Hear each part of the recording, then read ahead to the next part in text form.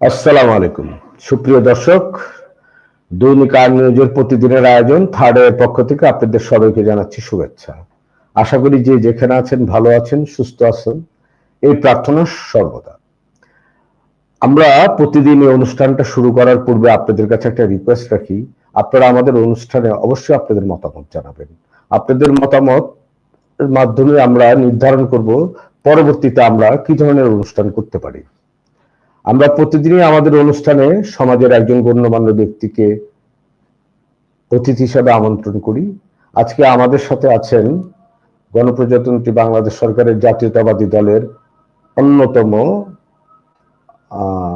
উনি স্বনির্ভর বিষয়ক সহ সম্পাদিকা নীলোফার চৌধুরী মনি।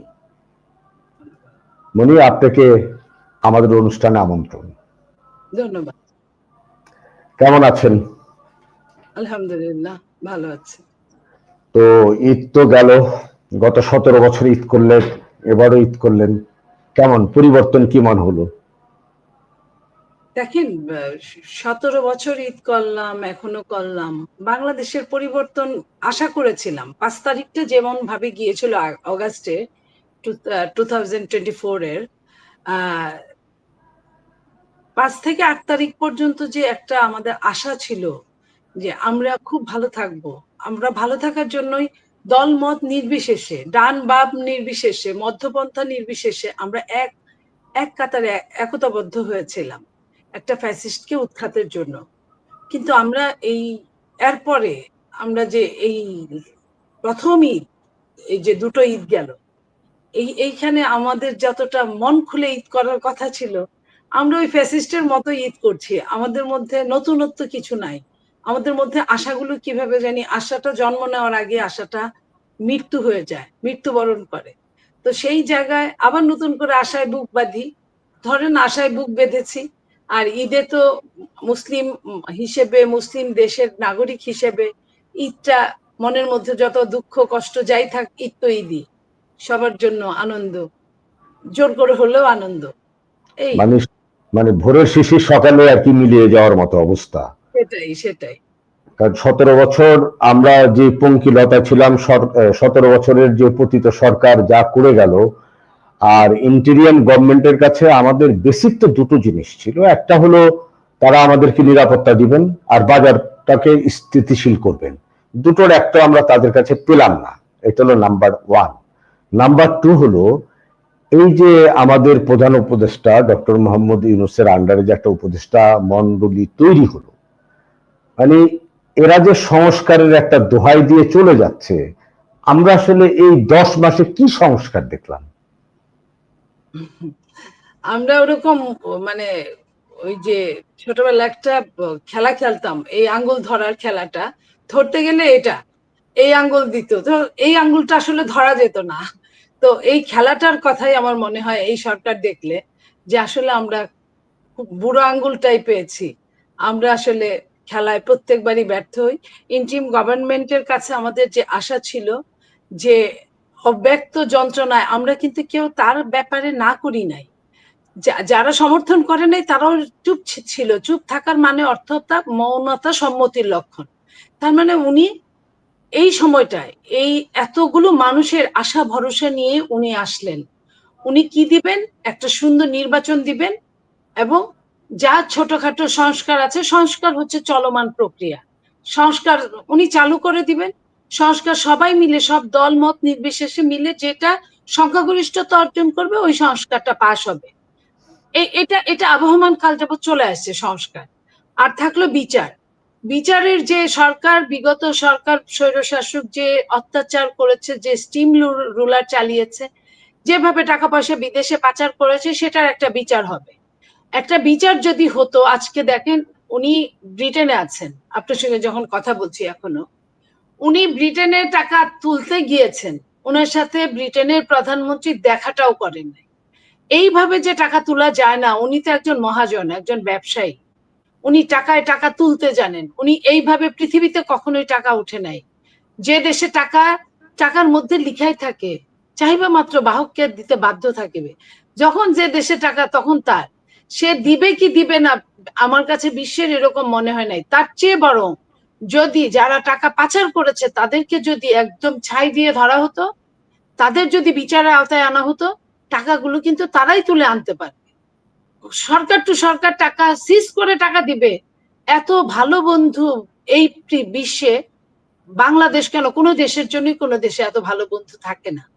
নিজেকে ছাড়া এই জিও পলিটিক্স এর দুনিয়ায় নিজেকে ছাড়া কেউ কাউকে চেনে না। নিজের স্বার্থের জন্য, নিজের ভালোর জন্য আরেকজনকে ছাড় দেয় অথবা আরেকজনের কাছ থেকে আদায় করে। এটাই হচ্ছে বাংলাদেশের এই বিশ্বের এই মুহূর্তের খেলা। এই খেলার মধ্যে আপনি যতটুকু বুঝবেন, যতটুকু বুঝে অ্যাডভান্স করবেন, ততটুকুই আপনার পাওয়া। আপনি যত কম বুঝবেন, না বুঝে আপনি যাবেন, তত আপনি লুজার হবেন। তো আমরা আমাদের বিগত সরকারও লুজারের আওতায় ছিল। আমি মাঝে মাঝে একটা কথা বলতাম, যদিও এরা ভূমিদস্যু অনেক কিছু, বসুন্ধরা বা যমুনা বা এই টাইপের, ওদেরকে আমি একটা জায়গায় পজিটিভ চিন্তা করতাম। ওরা তো এই যে ডাইনে বায়ে 2-3টা জমি কিনে বাকি জমিটা ঘের দিয়ে বাকি জমিটা দখল করে বিক্রি করতো মানুষের কাছে। কিন্তু ওদের একটা জিনিস, যে ওই টাকাটা ওরা দেশেই খাটাতো। আপনার এই যে যমুনার দেখেন কত কিছু বানাইছে, হাজার হাজার লোক চাকরি করে, চলে। বসুন্ধরা কত কিছু, বসুন্ধরা আবাসিক এলাকা বানাইছে বা অনেক কিছু বানাইছে বাংলাদেশে, বিশ্বেও অন্য দেশেও টাকা পাচার করছে। কিন্তু এখানে বানাইছে যেখানে লক্ষ লক্ষ লোক চাকরি করে, জীবিকা নির্বাহ করে। হতে পারে একজনের টাকা মেরে ওরা নিছে, কিন্তু এটা বর্জুয়াদের মতো কাজ করছে, ওরা দেশের টাকা দেশেই রাখছে। কিন্তু এই যে পেটি বর্জুয়ারা যারা টাকাটা মেরে দিল জনগণের কাছ থেকে, টাকা বিদেশ পাচার করে দিল, বিদেশে শেখ পাড়া বেগম পাড়া বানালো, তাদের কিন্তু বিচারের আওতায় আনা হলো না। তাদেরকে বরং আরো ছেড়ে দিয়ে পালিয়ে যাওয়ার জন্য সাহায্য করলো এই সরকার। এখন পর্যন্ত এটা চলমান, পালিয়ে যাওয়া সাহায্য করা। তো আপনি যদি পাখি যদি উড়াল দেয়, পাখি তো পাখির জিনিস নিয়েই উড়াল দিবে, রেখে যাবে নাকি? তো তারা যাও ছিল সেটাও কিন্তু তারা ওই পাওয়ার অফ অ্যাটর্নি দিয়ে গিয়ে আপনার এগুলা বেচা কিনা করে নিয়ে তারা কিন্তু ওইখানে বসে বসে আরামে আরামে টাকা পাচ্ছে।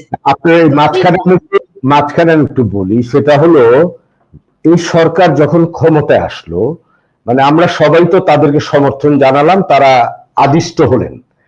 আদিষ্ট হওয়ার পরে যে কাজটা আমরা সবাই আশা করেছিলাম, যে বিগত পতিত সরকারের আমলে যারা মানি লন্ডারিং করেছে, যারা দেশে অস্থিতিশীল পরিস্থিতি সৃষ্টি করেছে, যে সমস্ত আমলারা ওইটার সাথে ওতপ্রোতভাবে জড়িত ছিল, তাদেরকে আইনের আওতায় এনে কিছু একটা করা। আপনি হয়তো বা আমার সাথে একমত হবেন বা দেখেছেন, খেয়াল করবেন। আমি তো এটাই বললাম, ওইটা যেভাবেই হোক টাকাটা যারা পাচার করেছে, না ধরেন 9 মাস পর, কিন্তু হিসাব আছে। না 9 মাস পর একটা লোক চলে যাওয়ার 9 মাস পর আপনি তার ব্যাংক অ্যাকাউন্ট জব্দ করলেন।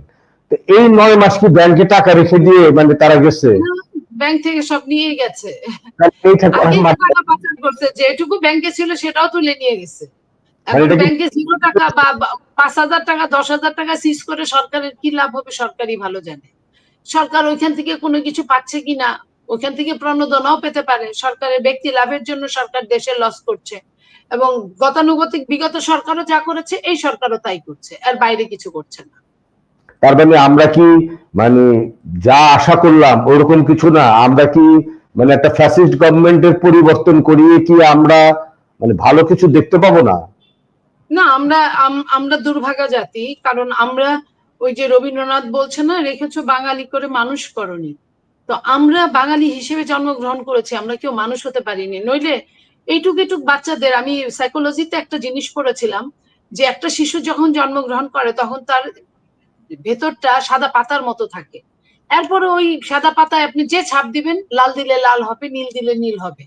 তো এই বাচ্চাগুলা, এই যে আপনার এনসিপি, এরা তো স্টুডেন্ট, এখন পর্যন্ত এরা স্টুডেন্ট, এখনো এদের কোনো একমাত্র প্রেম ভালোবাসা ছাড়া কোনো টানাপোড়েন নাই তাদের। তারা হয়তো একটা টিউশনি করে জীবন চালায় বা কিছু, তাদের স্বপ্ন আছে, স্বপ্ন বাস্তবায়নের সময় এখনো তাদের হয়ে ওঠে নাই, যে কারণে তারা কোটা আন্দোলন করেছিল। সেই বাচ্চাগুলা পর্যন্ত যখন এখন কারি কারি টাকার মালিক হয়ে যাচ্ছে এবং অন্যায় অপকর্ম যা কিছু আছে সব তারা শিখে ফেলেছে, তখন এই জাতি, আমি একটা সময় বলতাম যে এই দেশের মানুষদের দেখেন, স্বাধীনতার মুক্তিযোদ্ধার চেতনা বিক্রি করে খাইছে, রাজাকার চেতনা বিক্রি করে কেনা বেচা করে চলছে, আপনার ব্যবসায়ীরা সিন্ডিকেট করে বেচা কিনা করছে, আপনার আমলারা নষ্ট হয়ে গেছে, একদম মাছের মাথায় পচন ধরলে যেটা আর চলে না। ঠিক তেমন আমলাতন্ত্র, পুলিশ নষ্ট হয়ে গেছে। যা ছিল একমাত্র সেই আপনার 52, 65, 69, 71, 90 এই ছাত্ররা যা ছিল, যারা কিনা এই একটা দেশের জন্য নিজের জীবনকে বিপন্ন করে দেশটাকে মায়ের সাথে তুলনা করে দেশটাকে স্বাধীন করে ব্যাক টু দ্য প্যাভিলিয়ন, আবার তারা বই খাতায় ফিরে গিয়েছিল বিগত দিনে। কিন্তু এই প্রথম 2024 সাল, আমি এরা তো আমার সন্তানের মতো, আপনার সন্তানের মতো, আমাদের যে বয়স, আমাদের সন্তানদের বয়সও ওদের মতোই। তো সেইখানে এই এই মানুষগুলো, এদের বিপক্ষে কথা বলার জন্য তো আমি না, বরং ওদের দেখলে আমার হৃদয় এক ধরনের শিহরণ খেলে যাওয়ার কথা, যে এরা আমাদের দেশটাকে স্বৈরাচার মুক্ত করেছে, এরা এদের জীবনকে বিপন্ন করে আমাদেরকে উদ্ধার করেছে। এবং যদিও এদের সাথে আমরাও ছিলাম, সবাই ছিল, কিন্তু ওরা তো সামনের কাতারে ছিল, আমরা তো ওদেরকে সামনের কাতারে দিয়েই আমরা করেছিলাম। আমাদের দল ছিল, আমরা নিজেরা ছিলাম। দলের পরিচয় বাদ দিয়েও যদি আমি প্যারেন্টস এর পরিচয় ধরি, একজন প্যারেন্টস হিসেবে ছিলাম, আমাদের সন্তানরা ছিল। কিন্তু এখন যখন ওরা যখন বই খাতা বাদ দিয়ে, একটা সরকার কতটুকু হলে আপনি দেখেন 10 মাসের মধ্যে একবারও বাচ্চাদেরকে বই খাতার কথা মনে করায় দেয় না এই সরকার। কোন একটা ভাষণে ছাত্রদেরকে বই খাতায় ফিরে যাও এই কথাটা বলে না এই সরকার। কোন একটা জায়গায় বই খাতা এখন পর্যন্ত, জুন মাস গেছে, আপনি দেখেন খবর নিয়ে, যে সম্পূর্ণ বাচ্চাগুলা স্কুলে তারা কিন্তু ফ্রি বইটা এখনো সম্পূর্ণভাবে হাতে পায় নাই। তো এই যে এবং পড়ার যে অবস্থানটা, আমি মাঝে মাঝে বলতাম যে এই 9 মাসে যে আপনার আগের সরকার যে বই খাতার ব্যবস্থা করেছিল, শিক্ষার মানটাকে এমন জায়গায় নিয়ে গেছিল, কিভাবে আলু ভর্তা বানাইতে হয়, কিভাবে ডিম ভাজতে হয়, এইসব বাচ্চাদেরকে শিখাইতো, কিভাবে নাচতে হয়, এইসব শিখাইতো টিচারদের দিয়ে। তখন বলতাম যে এরা তো রাস্তায় রাস্তায় দাঁড়ায় আপনার ইতালি হোটেল বানাইতে হবে, জীবনে কিছু করে খাইতে পারবে না। এখন মনে হয় যে ওইটা তো তাও একটা হোটেল বানায় ডিম ভাজা আর আলু ভর্তা বিক্রি করে খাইতে পারতো, তাও তো সারাদিন ব্যাপী 200 টাকা লাভ হইতো, বাসায় গিয়ে একবেলা ভাত খাইতো। এখন যে অবস্থা শিক্ষার, এখন তো এইটাও নাই, আপনার এই শিক্ষাটুকু নাই। শিক্ষার মানে যথেষ্ট অশুভন আচরণ করা হয়েছে শিক্ষার্থীদের সঙ্গে, শিক্ষার সাথে। এই অশুভন মানে এটাই, শিক্ষার্থী মানেই সে শিক্ষার মাধ্যমে থাকবে, শিক্ষার সাথে থাকবে। সে যখন শিক্ষা থেকে দূরে সরে যায়, তখনই তার সাথে অন্যায় আচরণ করা হয়। আজকে বাংলাদেশ এমন জায়গায় দাঁড়িয়েছে, আমরা কোনোটা নিয়ে আজকে ওদের বিপক্ষে আমাদের বলতে হচ্ছে, এটা আমাদের জন্য অত্যন্ত দুঃখজনক একটা অধ্যায়। যে আমরা কেন আমাদের সন্তানের বিপক্ষে বলবো, আমরা কেন আমাদের সন্তানের হাতে এই ক্ষমতার দণ্ডটা তুলে দিব, যেটা তার 10 বছর পরে, 15 বছর পরে নেওয়ার কথা। সে আরো অভিজ্ঞ হবে, আরো পুক্ত হবে, ওরাই ফিরে আসবে। তো কিন্তু একটা সময়ের পরে, কিন্তু এখন তাদের সঙ্গে কি হয়েছে, আপনার প্রধান উপদেষ্টা উনি কি বলছেন, উনি বলছেন এই ছাত্ররাই আমাকে নিয়ে আসছে, বারবার করে বলছেন, বলে ছাত্রদের মাথাটা নষ্ট করে দিয়েছেন। এবং যে কোনো জায়গায় আপনার এই যে ঈদ গেল, আপনি দেখেন আপনার গরুর হাট থেকে শুরু করে ডিসিএসপির ওইখান থেকে শুরু করে আপনার জেলা থানা থেকে শুরু করে ইউএনও থেকে শুরু করে, ওরা টর্চার করছে না কোথায়, ওরা দখলবাজি করছে না কোথায়, ওরা অন্যায় অপকর্ম করছে না কোথায়? এটা তো হওয়ার কথা ছিল না, এমন বাংলাদেশ তো আমরা চাইনি। এখন প্রশ্ন হলো যে ধরেন যে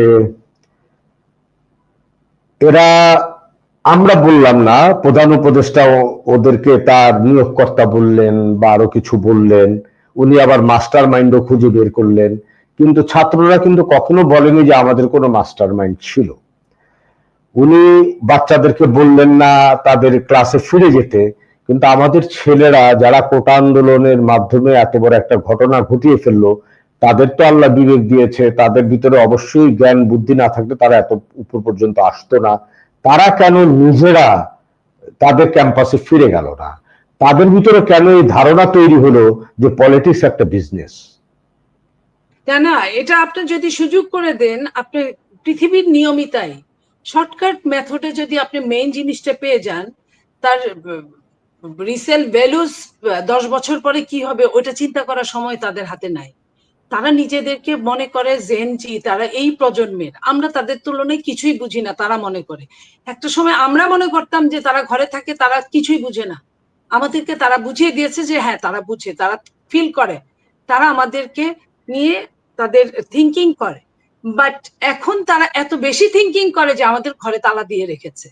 এই যে তালাটা দেওয়া, এটা তাদের জন্য যে কত বড় বুমেরাং, এটা তারা চিন্তা করার মতো। তাদের কিন্তু, মানুষ কিন্তু শুধু বয়সে শিখে না, মানুষ অভিজ্ঞতায় শিখে।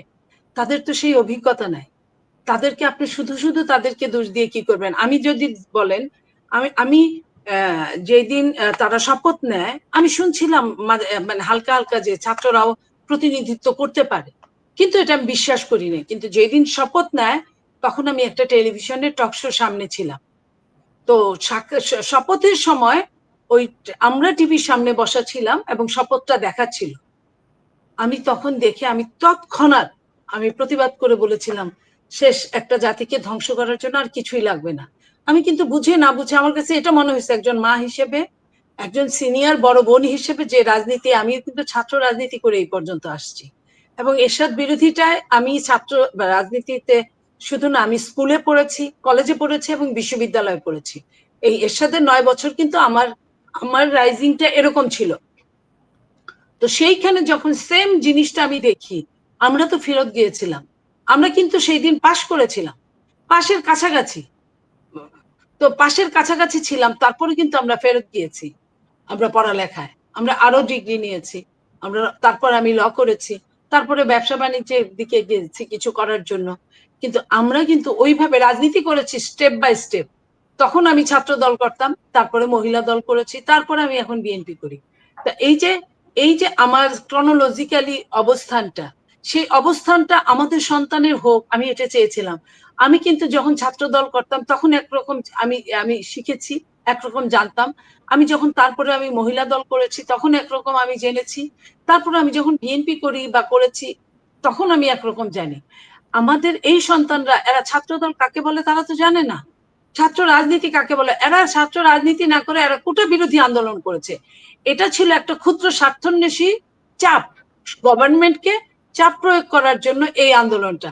ঠিক আছে, ওই আন্দোলনের মধ্যে সরকার পতনটা ধরেন ঢুকিয়ে দেওয়া ছিল, কারণ তখন বাংলাদেশটা ছিল একদম অগ্নিগর্ভা, একটা বারুদের খোঁচা লাগলেই সাথে সাথে ম্যাসাকার হয়ে যাওয়ার মতো অবস্থা।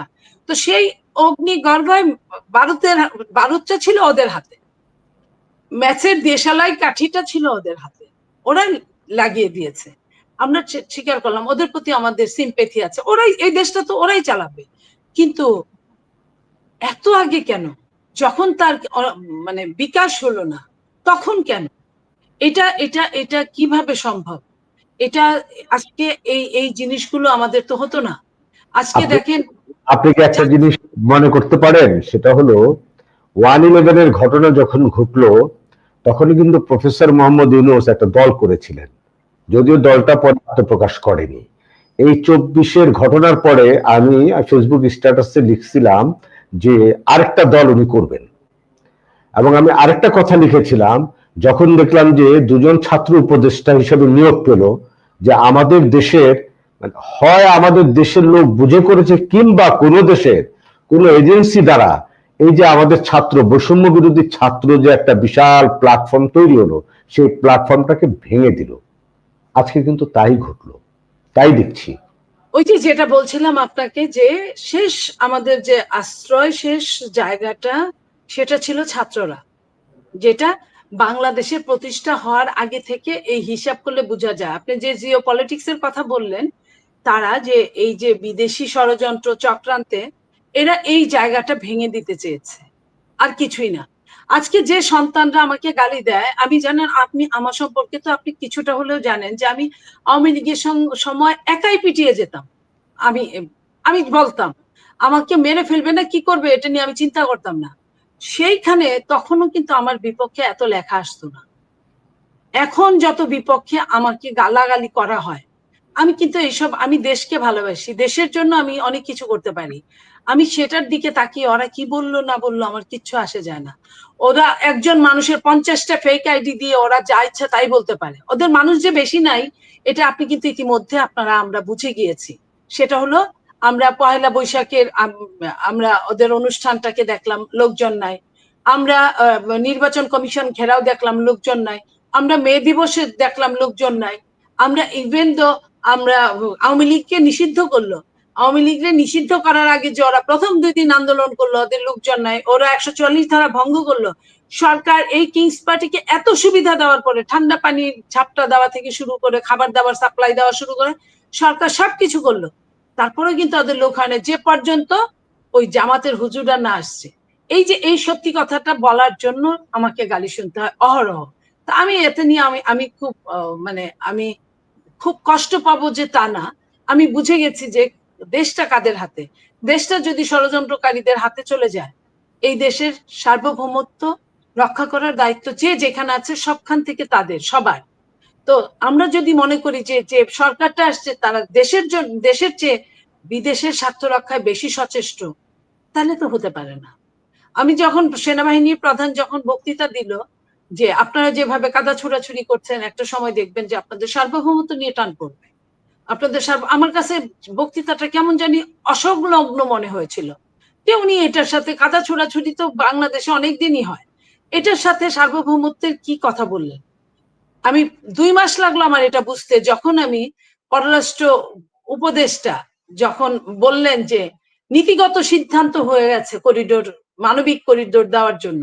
এই নীতিগত সিদ্ধান্ত কার সাথে কথা বলে হলো, এটাই আমি বুঝলাম না। তো এই জায়গা থেকে আমরা আসলে অনেকেই অনেকখান থেকে অনেক কিছু বলতে পারি না আমরা, কিন্তু আমরা চেষ্টা করছি। তারপরেও আমার ধারণা যে বাংলাদেশে আল্লাহর বিশেষ রহমত আছে, যে যাই বলুক আমরা কষ্টে থাকি, আমাদের উপর অভিশাপ আছে যেমন, তেমন আবার এটা আমাদের উপর আশীর্বাদও আছে যে আমাদেরকে নিয়ে শেষ পর্যন্ত ষড়যন্ত্র সাকসেস হতে পারে না। সত্য বলে যদি জীবন দিতে হয়, সে সত্য বলতে তো কোনো সমস্যা নেই। কারণ আপনাকে আমি জানি, সেটা বড় কথা না। আপনাকে আমি সেই আপনার ছাত্র রাজনীতি থেকেই চিনি। আপনার মতো আরো কিছু লোকজন আছে যারা আওয়ামী লীগ আমলে কখনো দমে যায়নি, তাদের মধ্যে আপনি একজন। কিন্তু আমার প্রশ্ন হলো এই জায়গাটায় যে আজকে যে জন্য আজকে আপনাকে বিশেষভাবে আমরা আমন্ত্রণ জানিয়েছি, সেটা হলো লন্ডনে আজকে আপনাদের ভারপ্রাপ্ত চেয়ারম্যান তারেক রহমানের সাথে প্রফেসর মোহাম্মদ ইউনূসের বৈঠক, যেটার জন্য পুরো জাতি তাকিয়ে আছে। একটা বৈঠক হয়েছে, এখন সেই বৈঠকে কি হয়েছে, একটা ছোটখাটো আমরা একটা সারমর্ম পেয়েছি যে সংস্কারের এই ব্যাপারগুলো, এগুলো যদি মোটামুটি সামাল দিতে পারে তাহলে বিফোর এপ্রিল হয়তো একটা ইলেকশন হবে। তা আমার প্রশ্নটা হলো, ওখানে তো ব্রিফ করবে প্রধান উপদেষ্টার প্রেস সচিব, ওখানে কেন ব্রিফ করলো আপনার উপদেষ্টা, কি আমাদের নিরাপত্তা উপদেষ্টা, যেটা আমাদের কখনোই ছিল না? ওখানে ওনার কি কাজ? আমি নিজেও বহু বছর রাজনীতি করি, পুর খাওয়া একজন কর্মী, আমি এরকম দেখিনি। এবং প্রেস সচিব যদি না থাকতো, যে তড়িঘড়ি করে ওখানে হচ্ছে, যে আছে সেই এটা নিয়ে আলোচনা করলেন সরকারের পক্ষ থেকে, তাহলে একটা কথা ছিল। প্রেস সচিব তার সাথেই বসা ছিলেন। তো কেন পররাষ্ট্র উপদেষ্টাকে দিয়ে এই ব্রিফিংটা ওনারা সরকারের পক্ষ থেকে করালেন, এটা আমার কাছে বোধগম্য না। তবে আমার কাছে এইটুকু মনে হয়েছে, বিদেশের মাটিতে বসে বিদেশি আপনার কি নিরাপত্তা আপনার উপদেষ্টাকে দিয়ে এই যে কাজটা করালেন সরকার, সেটা কি বুঝালেন, কি মেসেজ দিলেন, কি বার্তা দিলেন বাংলাদেশের মানুষকে কিংবা বিশ্ববাসীকে, যে এই দেশে সবকিছুই নিরাপত্তার হাতে আছে, যিনি কিনা বিদেশি নাগরিক। তো বিদেশি নাগরিকরাই যদি এখন দেশ চালায়, তাহলে তো আর আমাদের বলার কিছু নাই, এখানে বলার কিছু থাকতে পারে না। বাংলাদেশের সংবিধানের আইন অনুযায়ী, নিয়ম অনুযায়ী দ্বৈত নাগরিক দেশের কোনো শাসনে থাকতে পারে না। অথচ আমরা শুনি এই সরকারের 17-18 জনই দ্বৈত নাগরিক আছে, যারা কিনা বহু বছর যাবৎ বিদেশে থেকে বিদেশে পাসপোর্টেই তারা চলে। না, এখন কথা হলো যে আমাদের দেশে রাজনীতির এতই আকাল পড়লো যে আমাদেরকে বিদেশ থেকে রাজনীতিবিদ মানে হায়ার করতে হলো, ভাড়া করে নিয়ে আসতে হচ্ছে। মানে এর পিছনে কি? এটা দুঃখজনক, জাতির জন্য ভীষণভাবে দুঃখজনক। তাহলে আমরা এই যে একটা সরকার বসালাম, বা একটা সরকারকে আমরা সবাই মিলে মানে সমর্থন করলাম, যে তার কাছ থেকে আমরা ভালো কিছু প্রত্যাশা করি, তার কাছ থেকে আমরা এমন কিছু আশা করি। সেও বলেছেন যে সে আমাদের ইতিহাসের সবচেয়ে ভালো একটা ইলেকশন দিবেন। তো উনি যদি একটা ভালো ইলেকশনই দিবেন, তাহলে আমার কাছে ওই জায়গাটা কেমন যেন একটা অদ্ভুত মনে হয়। আপনি হাসপাতালে যাবেন, আপনাকে প্যাকেজ ধরিয়ে দিবে যে আপনি কোন প্যাকেজে ট্রিটমেন্ট করবেন। তো রাজনীতি প্যাকেজে চলে। প্যাকেজ, সরকারও তো প্যাকেজ, বড় প্যাকেজ, ছোট প্যাকেজ, ছোট সংস্কার, বড় সংস্কার, তারপরে নির্বাচন। সরকার তো এখন ডিল করছে প্যাকেজে। সেটা আমি জানতে চাচ্ছি, কারণটা কি? পলিটিক্স কি এখন একটা প্যাকেজ সিস্টেম হয়ে গেছে? প্যাকেজ সিস্টেম হয়েছে, সরকার আসলে যেটাই বলেন, প্যাকেজ দেখাক যাই দেখাক, তারা একটা ক্যারিসীমা দেখাতে চেয়েছে। ব্যবসায়িক ভাবে তারা মুখে অনেক কথা বলেছে, কিন্তু বাংলাদেশে সর্বশেষ ওয়ার্ল্ড ব্যাংকের তথ্য অনুযায়ী বাংলাদেশে নতুন করে অতি দরিদ্রের সংখ্যা 27 লক্ষ যোগ হয়েছে, তার মধ্যে 18 লক্ষই নারী গরিব। তো এই যে নারীরা অতি গরিব, পুরুষরা গরিব হলে তাও নারী কোনো মতো তার হাতের কিছু দিয়ে টিয়ে সংসার চালাতে পারে, কিন্তু নারী যদি দরিদ্র হয়ে যায়, ঘরে যদি 1 ছটাক চাল না থাকে, সেখানে পুরুষকেও সে দিতে পারবে না, তার সন্তানকেও সে দিতে পারবে না, নিজে তো খাইতে পারেই না। তো সেই জায়গায় এই সরকার যত রকম চমকের কথা বলেছে, ঠমকের কথা বলেছে, কোনোটাই কাজ করতে পারে না। 10 মাসে আমরা দেখলাম, 10 মাস কিন্তু একবারে কম না, একবারে কম সময় না। এবং এই সরকার যত রকম হস্তক্ষেপ করেছে, যেখানে যেভাবে হস্তক্ষেপ করা, নিজের সবকিছু মওকুফ করানোর, হস্তক্ষেপ করা, সবকিছুই সে করতে পারছে। এবং শুধু তাই না, একটা নির্বাচিত সরকারও বিদেশের ব্যাপারে জনগণকে অন্য দলকে নিয়ে বাস্ট করে কোনো কাজ করতে হয়। পৃথিবীর বিশ্বের বড় বড় দেশগুলোতে আমরা তাই দেখি, এটাকেই গণতন্ত্র বলে। যেমন ধরেন শেখ হাসিনা যখন ভারত গেলেন, ভারতের সরকার মোদী কিন্তু সাথে সাথে সব দলকে ডেকে একটা সংসদীয় ভাবে বিল পাশ করিয়ে কিন্তু শেখ হাসিনাকে আশ্রয় দিয়েছে। চাইলে কিন্তু মোদী এমনিই দিতে পারতো, কংগ্রেস কিছুই বলতো না, কারণ কংগ্রেসের সাথে শেখ হাসিনার বা তার আওয়ামী লীগের আরো ভালো সম্পর্ক। তারপরেও কিন্তু সে কিন্তু প্রত্যেককে ডেকে নিয়ে কিন্তু এটা করেছে। অথচ বাংলাদেশে আপনার করিডোর দিয়ে দিচ্ছে, আপনার চট্টগ্রাম বন্দর দিয়ে দিচ্ছে, সেন্ট মার্টিন দিয়ে দিচ্ছে, রোহিঙ্গা যাবে বলে আরো ফিরে আসছে। আমরা কিন্তু সবকিছু ডার্কের মধ্যে, কিছুই জানি না। এই যে কিছুই না জানার জন্য যে সরকার যে ধরনের পরিকল্পনা করছে, এটা কিন্তু তার করার কথা না। সে এই চমক দেখাতে, সে ব্যবসায় চমক দেখাতে পারে নাই। একটা অনির্বাচিত সরকারের আন্ডারে কোনো পাগলও বিশ্বের এসে এখানে পুঁজি খাটাবে না, ইনভেস্ট করবে না। সেটা কি তার চেয়ে উনি তো একজন মহাজন, উনি কি জানে না? মহাজন কোথায়? যে মানুষটার কোনো টাকাই নেই, তার কাছে কি উনি সুদে টাকা দিবে? উনি তো তেলে মাথায় তেল দিবে। উনি কি করে? উনি তো ধরেন 1,000 টাকা দিল, 3,000 টাকা দিল একটা রিক্সাওয়ালাকে, সে প্রত্যেকদিন 10 টাকা করে দিবে। যেদিন সে দিতে পারে না, 7 দিন দিতে পারে না, রিক্সা ধরে টান দেয়, বা টিনের ঘরের টিন খুলে নিয়ে যায়। তো সে তো ওই ঘরটা দেখে বা ওই রিক্সাটা দেখে তাকে টাকা দিচ্ছে, সে ওই ছাগলটা দেখে, গরুটা দেখে টাকা দিচ্ছে। কিংবা আপনার ঘরের রমণীর নাক থেকে নাকফুল খুলে, কান থেকে কানের দুল খুলে নিয়ে যায়, তো এটা দেখে তো সে টাকাটা দিচ্ছে। 3,000 টাকা যে মাফ করতে পারে না, 1,000 টাকা যে মাফ করতে পারে না, মওকুফ করতে পারে না, সে বাংলাদেশের কি মাফ করাবে? বাংলাদেশের জন্য সে কি করবে? আজকে দেখেন, সিন্ডিকেট সে ভাঙতে পারে নাই, সে ব্যবসায়ী বিদেশিদের আনতে পারে নাই, সে বাংলাদেশের বলছে এই এই এই সরকারের তথ্য, আপনার অর্থ উপদেষ্টা প্রথমে যখন ক্ষমতা নিলেন তখন বললেন যে হ্যাঁ, কিছু ছোটখাটো সমস্যা আছে, ওটা ঠিক করে ফেলা যাবে। এখন ওনারা 10টা ব্যাংক যখন দেউলিয়া হয়ে যাবে, হ্যাঁ, এই ব্যাংকগুলার আপনার ইল ছিল, আপনার অসুস্থ ছিল বিগত স্বৈরাচারের সময় থেকেই, কিন্তু তারা তো বলছে সবকিছু দেখে শুনেই তো বলছে ঠিক করে ফেলা যাবে। তাহলে 1 বছর পরে কেন বলে যে এই ব্যাংকগুলা দেউলিয়া হয়ে যাচ্ছে এখন, এবং ব্যাংকের টাকা, আগে সরকারও টাকা ছাপায়া চলছে, এই সরকারও টাকা ছাপায়া চলছে, তাতে কি হয়েছে? তাতে লস আমাদের জীবনধারার লস। আগে আপনার 50 টাকা দিয়ে যে জিনিসটা পাইতাম, এখন 200 টাকা দিয়েও সেই জিনিসটা পাই না। তাতে কি হয়েছে? মানুষের কিন্তু আয় বাড়ে নাই, আয় কিন্তু বেতন যা পাইতো তাই হয়েছে। আপনার টাকার মান কমায় দিয়ে, আপনার টাকা ছাপায়া, আগে সরকার কি করছে? আমলাদের বেতন 3 গুণ করছে, 20,000 30,000 টাকা বেতন রে 1 লাখ টাকা করছে। দুইটা ইনক্রিমেন্টের জায়গায় 3টা ইনক্রিমেন্ট করছে। তারপরে কি হয়েছে? ওরা না হয় টাকা বেশি গুনতেছে, কিন্তু ওই টাকায় বেসরকারি প্রতিষ্ঠানে যারা জব করে এদের সংখ্যা অনেক বেশি, গার্মেন্টসে যারা জব করে এদের সংখ্যা অনেক বেশি। তারা যখন ওই টাকায় আপনার বেতন নিচ্ছে, তাদের কত জীবন ধারণ করতে কত সমস্যা হচ্ছে, এটা কি এই সরকার বুঝে? এই সরকার এসে আবার সেও টাকা ছাপাচ্ছে এখন পর্যন্ত। এখন টাকা ছাপিয়ে আরেকটা জিনিস যে করেছে, এই যে দেখেন এখন দেশের যে অবস্থা, আমাদের অর্থনৈতিক টানাপোড়েন চলতেছে, এসে তো তারা একটা কাজ করলোই না। বিগত প্রত্যেক সরকারের আমলের যে আমলারা ছিল তাদের কোনো বিচারের ব্যবস্থা করলো না, তাদেরকে আইনের আওতায় আনলো না।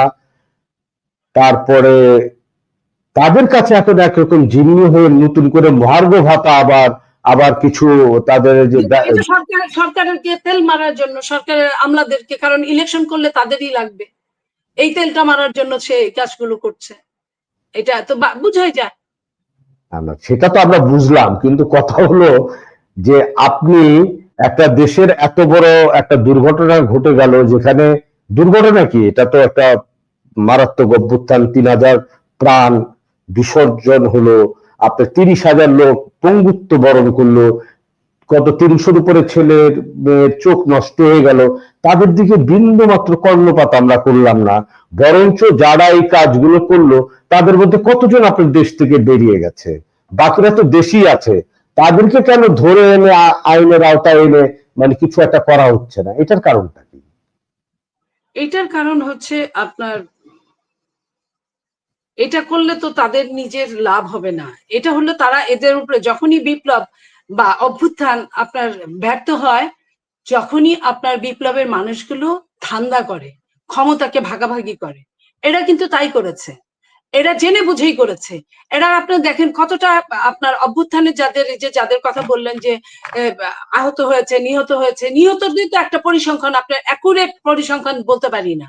জাতিসংঘ একরকম পরিসংখ্যান বলছে, সরকার একরকম পরিসংখ্যান বলছে, এবং বিভিন্ন দল বিভিন্নভাবে তাদের পরিসংখ্যান ব্যক্ত করছে, যেটা কারোর সঙ্গে কারো মিলে না। এটা তো 1971 সাল না যে এটা অ্যানালগ যুগ, মানুষ বুঝতে পারে নাই।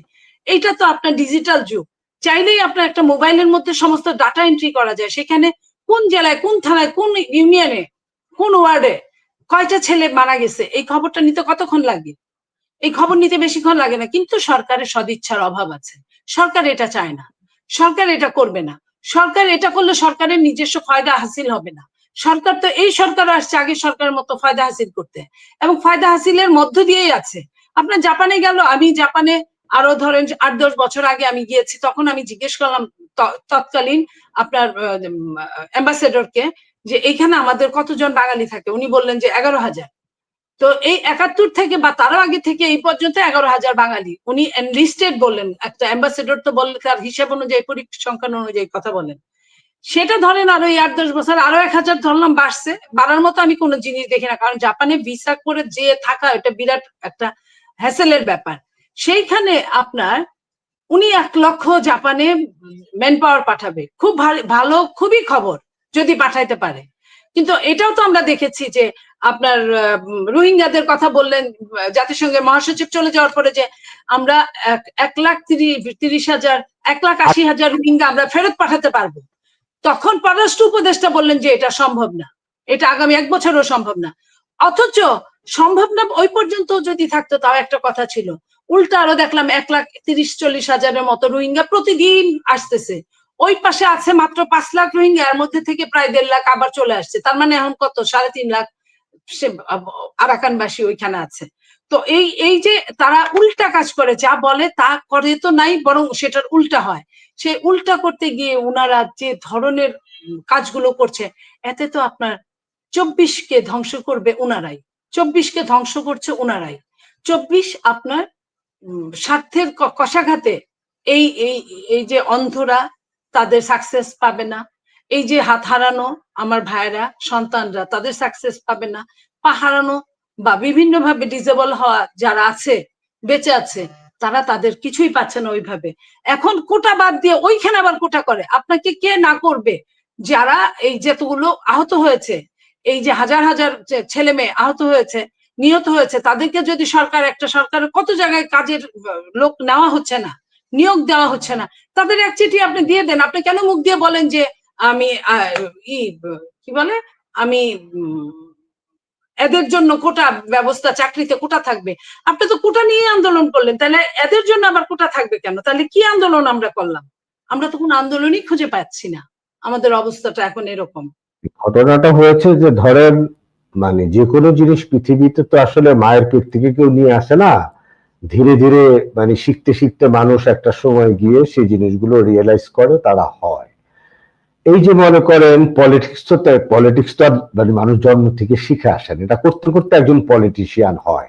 ওই যে আপনি একটা কথা বললেন যে আমাদের 65, 69, 70, তারপরে 90 এতগুলো সব জায়গায় কিন্তু ছাত্রদের অবদান, 52তে ছাত্রদের অবদান, কিন্তু কখনো ছাত্ররা কিন্তু কখনো দল করতে যায়নি। এবারই শুধু একটা দল হলো, ভালো কথা, তাদের এত ইচ্ছে, তারা একটা দল করছে, তাদের করতে ইচ্ছে হয়েছে, সেটা নিয়ে আমার কোনো মাথা ব্যথা নেই। একটা দেশে ইলেকশন হবে, কোন ইলেকশন আগে হবে কোন ইলেকশন পরে হবে সেটা তো ডিসাইড করবে আপনার যারা নিবন্ধিত দল তারা। বাংলাদেশে 50টা নিবন্ধিত দল আছে, তার ভিতরে এই পর্যন্ত বোধহয় প্রধান উপদেষ্টা 34টা দলের সাথে বসেছে। তাহলে বাকি দলগুলো কি অন্য জাতের? এটা বুঝিনি, এক নাম্বার। 2 নাম্বার হলো, যারা এখনো নিবন্ধন পায়নি তারা কি করে বলতে পারে যে কোন নির্বাচন আগে হবে? নিবন্ধন, তাদের তো গঠনতন্ত্রই নাই। সবই তো বুঝলাম, তো তারা এই যে ব্যাপারগুলো নিয়ে কথা বলে, এটা কিসের উপর বেস করে বলে? এটা তো আমাদের কথা। তো এখন যেটা হলো মূল মানে বিষয়, যে আজকে যে আলোচনা হলো প্রফেসর মোহাম্মদ ইউনূসের সাথে জনাব তারেক রহমানের, এটা আসলে আমাদেরকে কি মেসেজ দিচ্ছে?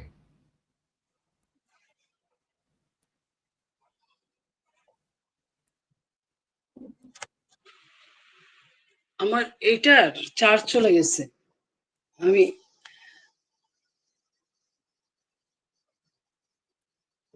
অসুবিধা নেই, আমরা একটু অপেক্ষা করি, আপনি ডিভাইস চেঞ্জ করেন। দর্শকরা অবশ্যই ক্ষমা সুন্দর দৃষ্টিতে দেখবেন।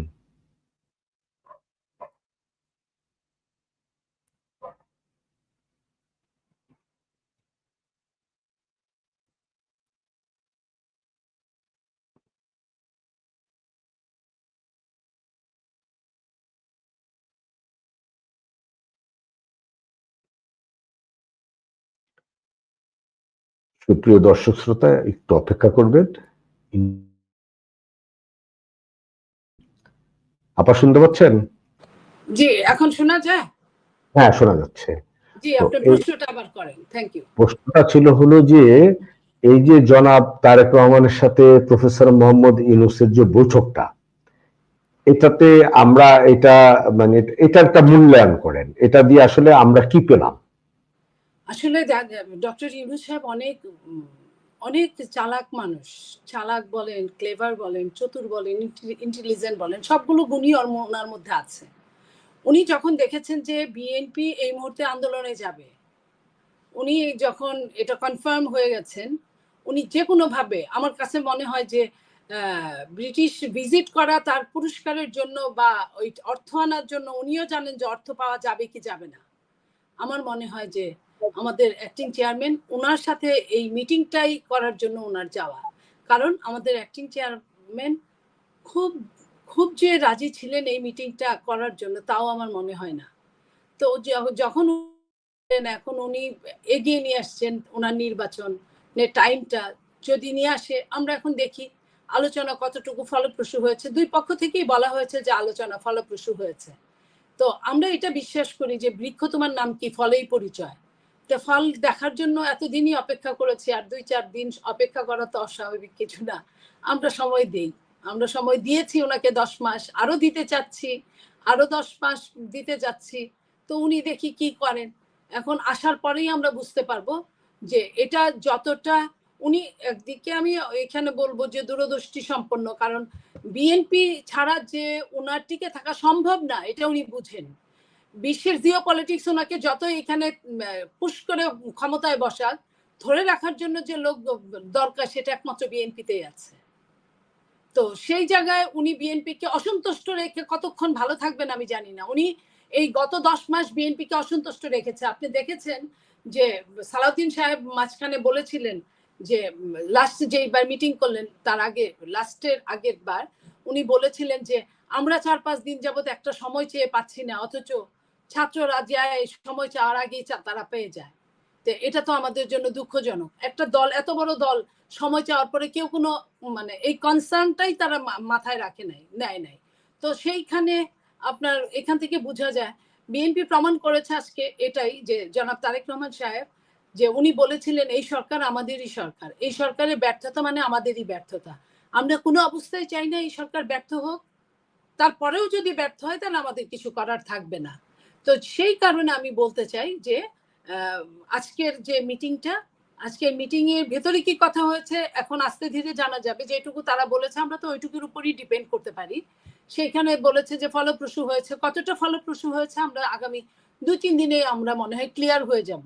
তবে আমি মনে করি যে এই সরকারে যারা আছে তাদের অভিজ্ঞতা নাই, তাদের অনেক কিছু নাই, কিন্তু তাদের শিক্ষা আছে।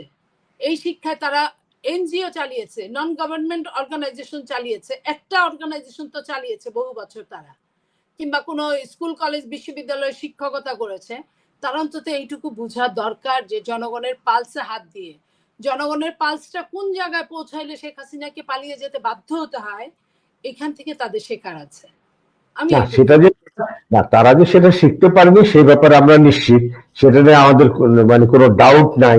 যদি তারা শিখতো, তারা তো অর্গানাইজেশন চালিয়েছে, তো অর্গানাইজেশন যদি আপনি চালিয়ে থাকেন, তাহলে আপনাকে যখন স্বাস্থ্য মন্ত্রণালয়ের দায়িত্ব দিয়েছে, আপনি স্বাস্থ্যের কি উন্নতি করেছেন? আপনাকে শিক্ষা মন্ত্রণালয়ের দায়িত্ব দেওয়া হয়েছে, আপনি শিক্ষার কি কাজ করেছেন? আপনাকে পরিবেশ ও জলবায়ুর দায়িত্ব দেওয়া হয়েছে, আপনি কি কাজ করেছেন? এগুলো বলে শেষ, এগুলো নিয়ে আমরা আজকের কথা বলতে চাই না, কারণ যার যার হিসাব তাকেই দিতে হবে। একটা জিনিস আমার কাছে খুব অবাক লেগেছে, সেটা হলো বিএনপি বা অন্যান্য অনেকগুলো দলই প্রথম দিকে একটা কথা বলে এসেছিল যে একটা নির্বাচনী রোডম্যাপ। ধরেন এই ইন্টেরিয়ম গভর্নমেন্ট ক্ষমতায় বসে যদি বলে দিত যে আমি 2025 সালের জানুয়ারি মাসে ইলেকশন দিব, জানুয়ারির 15 তারিখ ইলেকশন দিব, আপনারা প্রস্তুতি নেন, তাহলে তো একটা রোডম্যাপ তৈরি হতো। মানুষ কি করত? সবাই যার যার এলাকায় চলে যেত, যে তারা তাদের নির্বাচনী কার্যক্রমগুলি চালাতো, জনগণের সাথে তাদের একটা মানে জনগণের কাছে তারা দায়বদ্ধ, তারা যেত। তাহলে তো আপনার এই মব ভায়োলেন্স গুলো হতো না। আমরা কি তাহলে ইন্টেরিয়ম গভর্নমেন্ট কি মব ভায়োলেন্স কে মানে ইয়ে করেছে? দেখেন, ইন্টেরিয়ম গভর্নমেন্ট মব দিয়েই শুরু করেছেন তার জীবনযাত্রা। হ্যাঁ, সেই দিন মবের দরকার ছিল হয়তোবা, কিন্তু প্রথম যে 2 দিন 3 দিন যেটা লিগ্যাল ছিল, এটা সারা জীবন লিগ্যাল থাকবে আপনাকে বলেছে কে? তাহলে আর রাষ্ট্র কিসের জন্য? রাষ্ট্র মানেই আইনের আওতার মধ্যে থাকতে হবে, রাষ্ট্র মানে আইনের অনুশাসনে চলতে হবে, রাষ্ট্র মানে কারোর জন্য পৌষ মাস, কারোর জন্য সর্বনাশ, এটা হতে পারে না। কিন্তু এই সরকারের আমলেও আমরা তাই দেখছি। আমরা এই মব হাতে তুলে নেওয়ার খেসারত কিন্তু এই সরকারকেও দিতে হচ্ছে। আপনার মনে পড়ে যে গাজীপুরে যে যে যে অবস্থাটা হলো ছাত্রদের, তারা তারা ওইখানে দখল করতে গিয়ে, কিংবা ধানমন্ডিতে ডাকাতি করতে গিয়ে যখন পুলিশ তাদেরকে ধরে ফেললো, তাদেরকে কিন্তু এই মবের নেতারা আবার ছাড়িয়ে নিয়ে গেল। অথবা আপনার এই যে বরিশালে, আপনার চিটাগাংয়ে, রাজশাহীতে, প্রত্যেকটা জায়গায় কিন্তু তারা কিন্তু শুধু তারা মবের সৃষ্টি করেছে তাই না, মবের শিকারও হয়েছে। তো 5 বার আপনি মারলে একটা মায়ের তো আপনাকে খেতেই হবে। তো তারা তাদের অস্তিত্বের দিকে তাকিয়ে অন্তত পক্ষে আজকে যেমন বাধ্য হয়েছে বিএনপির সাথে চলতে, মিশতে, কথা বলতে। বিএনপির সাথে কথা বলার জন্য কিন্তু এত পয়সা খরচ করে 37টা এরকম 7 স্টার হোটেলে 37টা রুম দখল নিয়ে, ভাড়া নিয়ে করার দরকার ছিল না। বাংলাদেশের মানুষের এত পয়সা নেই, বাংলাদেশ খুব কষ্টে আছে। সেইখানে বাংলাদেশেই কথা বলতে পারতো যদি তারা চাইতো। তারা যদি চাইতো তাহলে বাংলাদেশেই কিন্তু আমাদের নেতা জনাব তারেক রহমানের সাথে তারা, আমি আপনি যেভাবে টকশো করছি সেভাবে কথা বলতে পারতো, 1 to 1 কথা বলতে পারতো। তারা সেটা চায় নাই। তারা জলকে, পানিকে ঘোলা করেছে ইচ্ছা করে। পানিকে ঘোলা করে এখন এমন অবস্থায় গিয়েছে যে তারা দেশের বাইরে দেখা করে। দেশের বাইরে আপনার মনে পড়ে যে জামাত কিছুদিন আগে দেশনেত্রী বেগম খালেদা জিয়া যখন লন্ডন ছিল, বাংলাদেশে থাকলেন, তখন তাদের মনেও পড়লো না। যখন লন্ডনে গেলেন তখন মনে হলো যে তার সাথে দেখা করা উচিত। উনি যায় দেখে আসলেন উনারা। আবার এই যে এখন প্রধান উপদেষ্টা, তো এটা যদি সত্যিকার অনুধাবন হয়ে থাকে তাহলে খুবই ভালো। আর এটা যদি নাটকের জন্যই হয়ে থাকে তাহলে জাতির জন্য আরো দুঃখ অপেক্ষা করছে। আপা, এখন একটু অন্য বিষয় আসি, সেটা হলো জামাত তো আপনাদের এক সময় আপনাদের সাংগঠনিক বন্ধু ছিল, বা মানে রাজনৈতিক বন্ধু ছিল, আন্দোলনে আপনারা একসাথে ছিলেন। এই ইন্টেরিয়ম গভর্নমেন্ট হওয়ার পরে জামাতকে আমরা একটা অন্যরূপ চেহারা দেখছি, এবং অন্যান্য ইসলামিক দলের সাথে মিলে তারা মানে আপনাদের একরকম একটা বিরোধী শক্তি হিসেবে নিজেদেরকে দাঁড় করানোর চেষ্টা করছে। কারণটা কি? শুনেন, জামাত একটা লোভী সংগঠন, তারা ধর্মকে বেচা কিনা করে রাজনীতি করে। এটা আমার বলতে খারাপ লাগে। আমি সবসময় কি সর্বহারাদের পক্ষের লোক। জামাতে যখন কেউ ছিল না, আমি কিন্তু তাদের পক্ষে আওয়ামী লীগের সরকারের সময় কথা বলতাম যে আত্মপক্ষ সমর্থনের সুযোগ দেওয়া উচিত প্রত্যেকটা মানুষকে, প্রত্যেকটা নাগরিককে। এবং শুধু নাগরিক মানুষ না, আপনার একটা পশুও যদি অন্যায় করে তাকেও সুযোগ দেওয়া উচিত। কেন সেই অন্যায়টা হলো খোঁজ নেওয়া উচিত।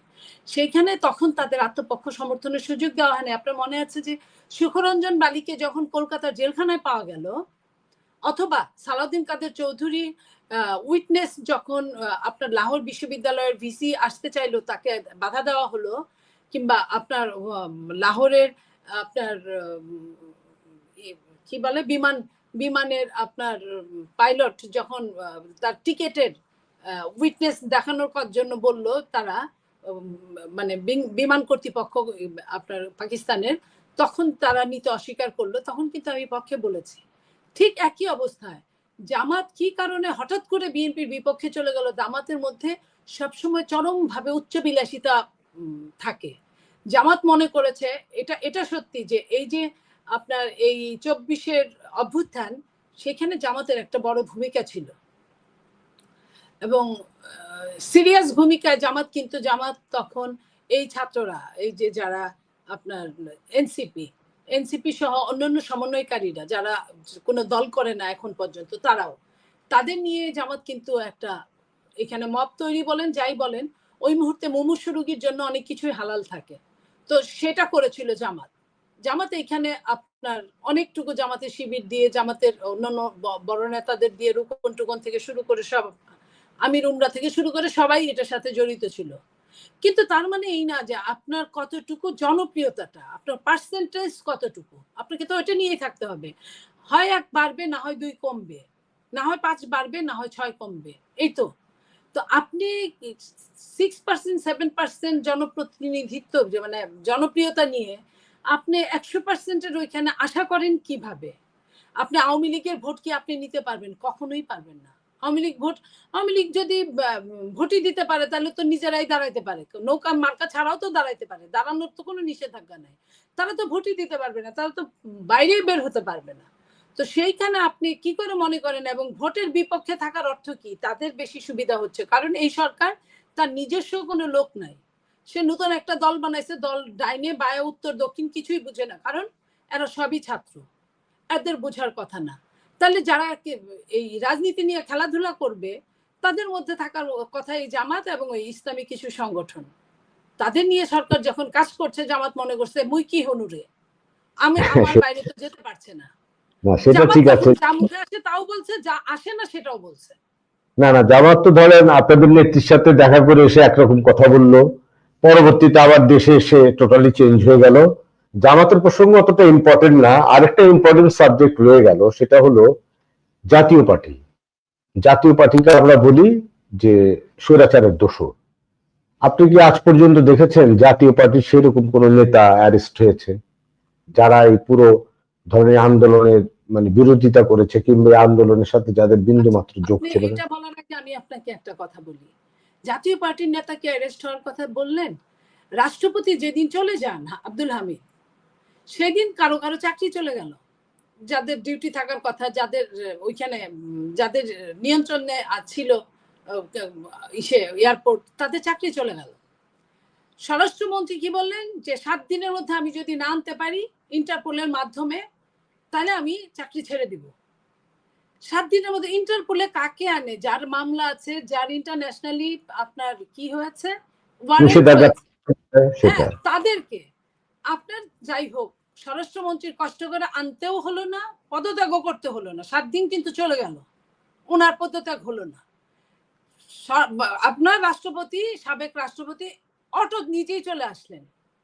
নিজেই যখন চলে আসলেন, যাকে আপনি ইন্টারপোলের মাধ্যমে অ্যারেস্ট করাবেন, তাকে তো আপনি এখন বললেন যে তার নামে মামলা না থাকলে তাকে অ্যারেস্ট করাই কেমনে?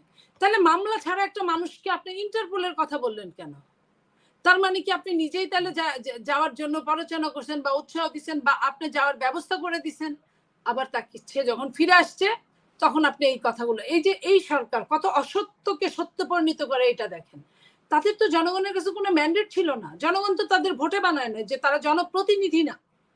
তাদেরকে জনগণ কিছু বলে নাই, আপৎকালীন সরকার তারা। তো তারা আপনার এই মিথ্যা কথাটা তাদের কেন বলতে হবে?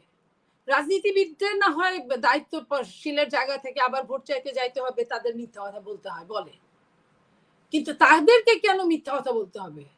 আপনি তারা হয়তো জাতীয় পার্টির কথা, আমি এখন জাতীয় পার্টির কথা বলবো। জাতীয় পার্টি আওয়ামী লীগের সঙ্গে অ্যালায়েন্স করে জাতীয় পার্টির যা 12টা বাজার 1টা বাজার বেজে গেছে, জাতীয় পার্টির অস্তিত্ব নাই। তার এই যে এককালীন আঞ্চলিক নেতা এরশাদ অঞ্চলে, ওই অঞ্চলে দাঁড়াইলেই পাশ করতো জাতীয় পার্টির। আজকে দেখেন শেখ হাসিনা কি করে গেছে, তাদের কিন্তু কোনো অবস্থান নাই। একটা আপনার ইউনিয়ন পরিষদের চেয়ারম্যান পর্যন্ত জাতীয় পার্টির পাশ করতে ঠেলা ছিল। তো তারা হারাইতে হারাইতে সব হারাইছে, কিন্তু তারা চরমভাবে অন্যায় করছে।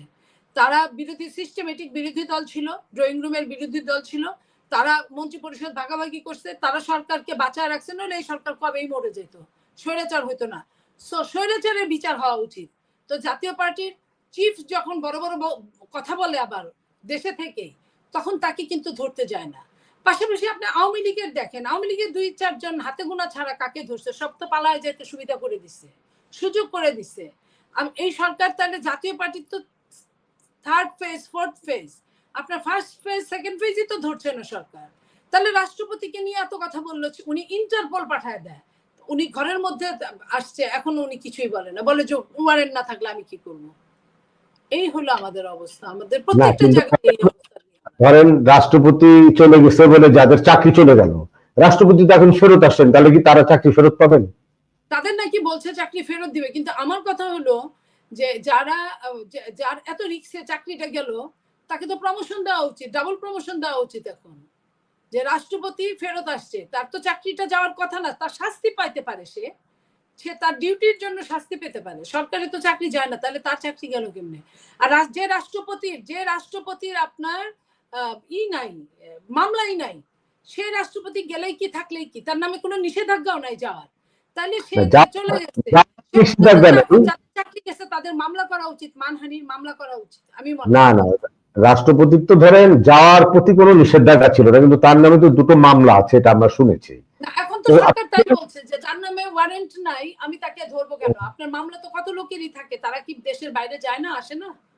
হ্যাঁ সেটাই, কিন্তু কথা হলো যে রাষ্ট্রপতি যেতে পারেন, আসতে পারেন, এটা তো সমস্যা। অবশ্যই সেটাই। আরেকটা ব্যাপার হলো যে রাষ্ট্রপতিদের তো আবার কিছুটা ক্রাইটেরিয়া থাকে তাদের অনেক কিছুর ব্যাপারে।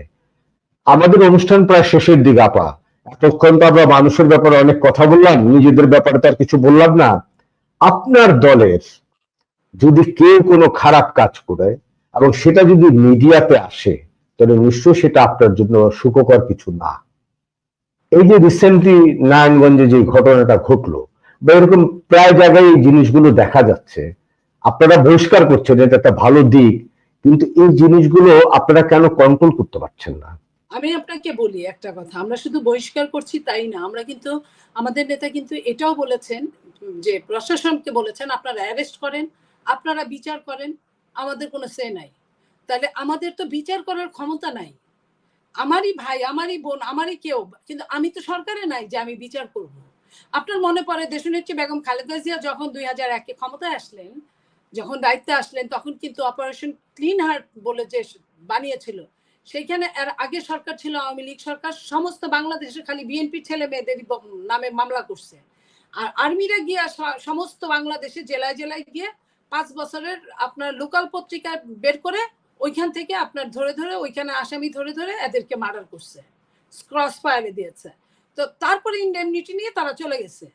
তো এই যে বিএনপি তো সেটা যে কথা বলে সেটা রাখে। বিএনপির কাছে কথা হলো যে অপরাধ যেই করুক তার শাস্তি পেতে হবে। তো শাস্তি পেতে বিএনপি যেটুকু শাস্তি দেওয়ার তো দিতে পারছে সর্বোচ্চ। আপনার একটা ইন্ডিভিজুয়াল মানুষ, আপনি একটা ইন্ডিভিজুয়াল মানুষ, আমি একটা ইন্ডিভিজুয়াল মানুষ, আমি যদি আপনাকে বলি একসাথে আমি অ্যালায়েন্স করি, আমি শুনলাম না, আপনি কি করবেন? বড় জোর আমারে বাদ দিয়ে দিবেন। আপনি বাদ দেওয়ার আগে আমিও আপনারা বাদ দিয়ে দিতে পারি, বাদ দিলাম। কারণ অর্থ এমন একটা জিনিস, অর্থ পৃথিবীর যত অনর্থের মূল। আমার মতো 2-1 জন আমাদেরকে কিন্তু ভালো মানুষ বলে না, মানুষ এলাকার মানুষ বোকা বলে যে আমরা আসলে কিছুই করতে পারি না। তো এই যে এদের নিয়ে তো এদের বাংলাদেশ দেখবে না, আমাদের মতো লোক নিয়ে দেখবে না। আমি যেদিন নষ্ট হবো সেদিন বাংলাদেশ আমারে খুঁজবে।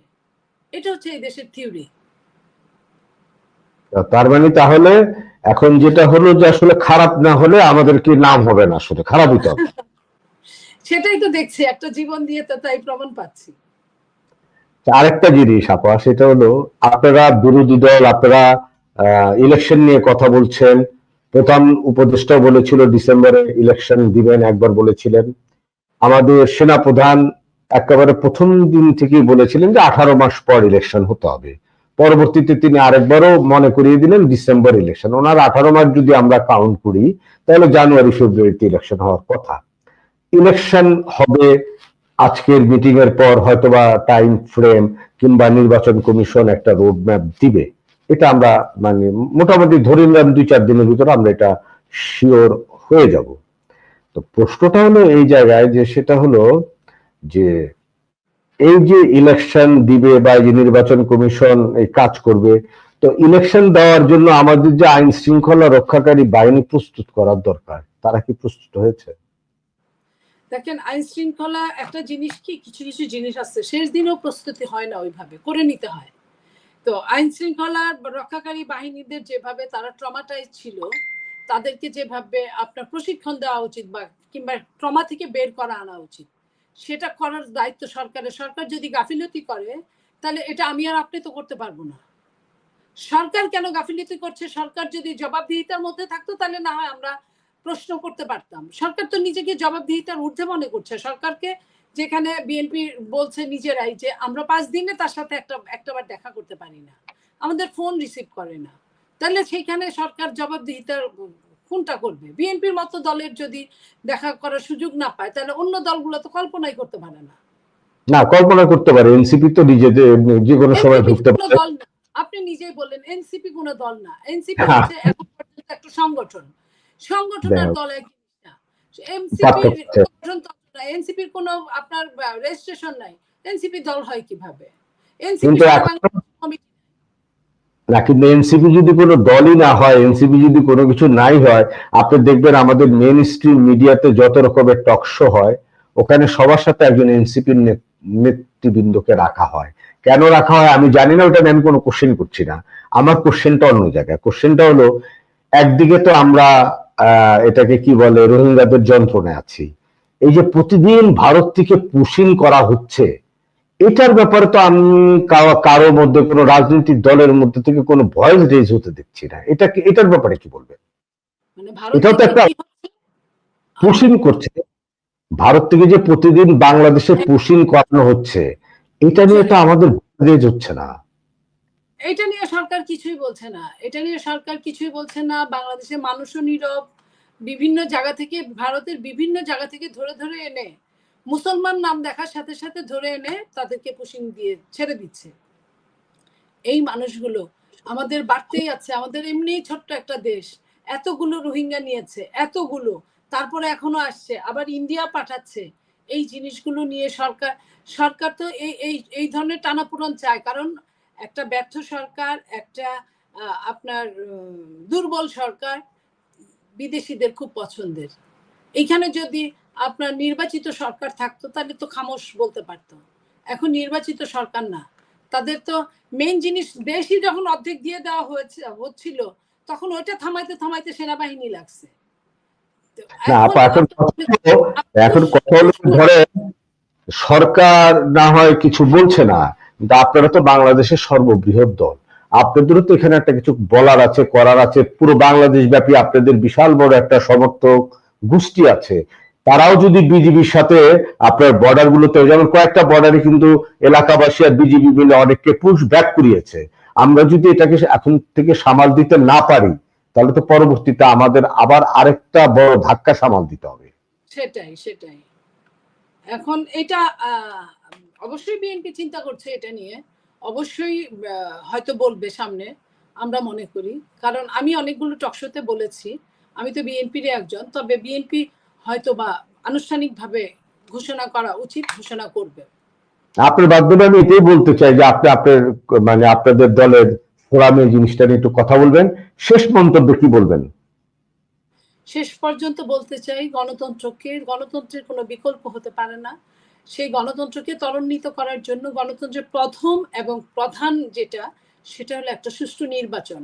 সেই সুষ্ঠু নির্বাচনটা লেভেল প্লেইং ফিল্ড হবে এবং সিস্টেমেটিক ওয়াইতে হবে। আইন শৃঙ্খলা রক্ষাকারী বাহিনীরা তাদের ট্রমা থেকে ফেরত আসবে যত তাড়াতাড়ি, এবং নির্বাচনের ঘোষণাটা যতটা সম্ভব তাড়াতাড়ি হোক, এবং বাংলাদেশের গণতন্ত্র প্রতিষ্ঠিত হোক। বাংলাদেশের মানুষরা, গণতন্ত্রকামী মানুষরা মুক্তি পাক, গণতন্ত্রের ছায়াতলে তারা সমাবেত হোক। এটাই আমার কথা। ভালো থাকবেন, আমাদেরকে সময় দিয়েছেন এই জন্য আপনার কাছে কৃতজ্ঞ। নিশ্চয়ই সামনে আবার কথা হবে অন্য কোনো দিন। সে পর্যন্ত ভালো থাকবেন। Thank you. আপনিও ভালো থাকবেন। Thank you. সুপ্রিয় দর্শক, দৈনিক আর নিউজের থার্ডের আজকের এই ছিল আয়োজন। কেমন লেগেছে, আপনারা কি জানতে চেয়েছেন, কি শুনতে চেয়েছেন, মতামতের মাধ্যমে অবশ্যই জানাবেন। আমাদের চ্যানেলটি সাবস্ক্রাইব করবেন। কালকে দেখা হবে অন্য কোনো অতিথির সাথে। সে পর্যন্ত ভালো থাকবেন, ভালো রাখবেন। শুভরাত্রি।